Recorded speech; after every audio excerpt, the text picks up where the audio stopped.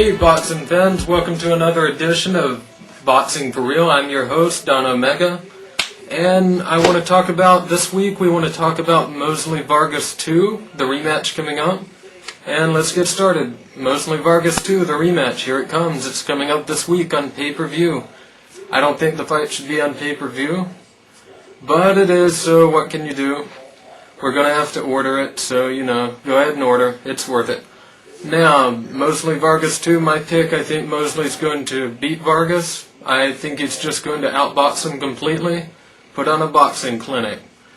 He can just stay on the outside, or he can use his hand speed and just overcome Vargas, beat him to the punch every single time. Not to take anything away from Vargas. I like him a lot. He's one of my favorite fighters. But I just don't think he has the skill to beat Sugar Shane Mosley. Even a slowed down Sugar Shane Mosley is better than Fernando Vargas. And I wouldn't be surprised if it's a TKO again, but I do think Mosley will just take Vargas' decision. That's my pick, Mosley, unanimous decision. Okay, also on the undercard, it's going to be Juan Diaz fighting again. He's fighting another guy, Sucio or something like that, Randy Suco, I don't know, Randy Succo. But anyhow, it's a decent opponent probably, but it's just really another guy for Juan Diaz to look good against probably. Diaz needs to get some fights. I don't know what his promotional company is doing to him. He needs to go with, I'd love for him to get on with Golden Boy instead of, I think he was with Main Event, and they're just not managing him correctly. This guy is undefeated. He's been looking impressive in all his matches, and he's only 22, 21, 22, somewhere in there, and he should be a much more well-known fighter than he is. And I hope to see him get some good fights soon, some people that people would actually care to see him against. His last fight, he fought Miguel Cotto's brother and beat him quite soundly. As I thought he would. He beat him quite soundly. Juan Diaz is one of the best lightweights in boxing right now. And I hope he gets a good fight soon. I really do. I don't want to see him fighting these guys that they've been putting him in against, like Vasim, like this guy coming up. Let's get him in there. Yoel Casamayo or Diego Corrales. Well, we know Corrales won't fight him. Corrales will duck him. He doesn't want any of this kid. This kid would beat him. Juan Diaz would knock out Diego Corrales. How about Kid Diamond? There's a perfect fight. Or I think he's going by Dr. Evil now. Whatever. Juan Diaz, he's a good kid. He'll win this fight. I'm going to pick him probably. I'm going to say he'll stop this guy 8th or 9th round. Also on the card, Daniel Ponce de Leon gets in there. I think he's a decent prospect, decent guy. Been coming up. He's good fighter. He'll probably win this, and hopefully he can step up again. He lost a fight there, and still bouncing back from that, I suppose. It's time to start thinking about stepping up his competition, putting him in there with some big names. Also this week in boxing, we're going to see Jason Litzau. This Friday night fight's coming up. He's been, I guess, an exciting fighter to some people. I don't really care for him. I don't think he's got that much talent. He's been winning, but against who, really? I think he's just another hometown fighter.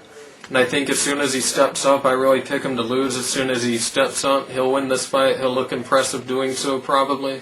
But again, he's just another hometown guy right now, I think.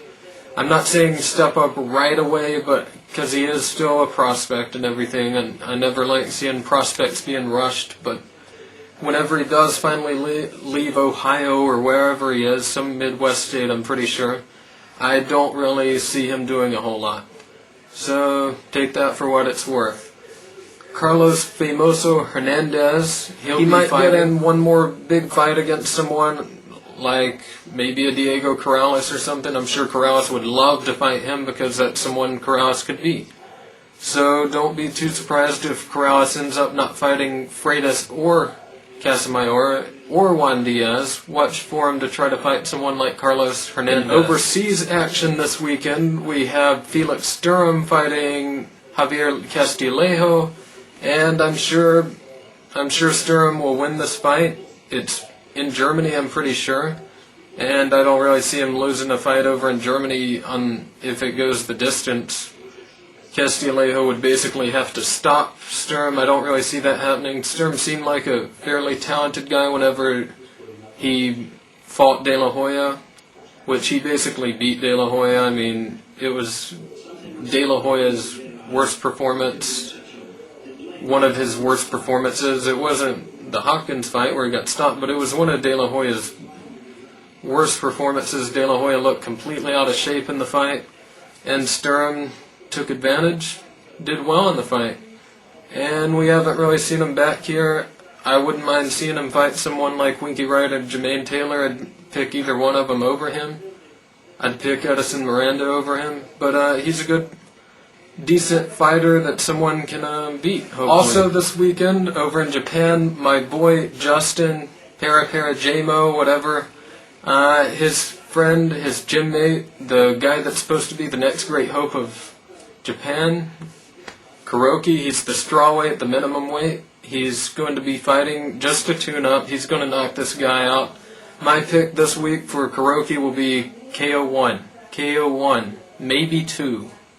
Maybe two, but I don't see it going more than 1 or 2. And if it does, Kuroki needs to get back in that gym and stay at work. Because he should blow this guy right out of there. This is a tune-up. After this, he looks to fight maybe the JBC champion, maybe the OPBF champion, or maybe get a shot at one of these world champions. And good luck with that, Kuroki. Come over here and fight out Ivan Calderon. I'd love to see it. Well, thank you everyone for tuning in for another edition of Boxing for Real. I'm your host, Don Omega.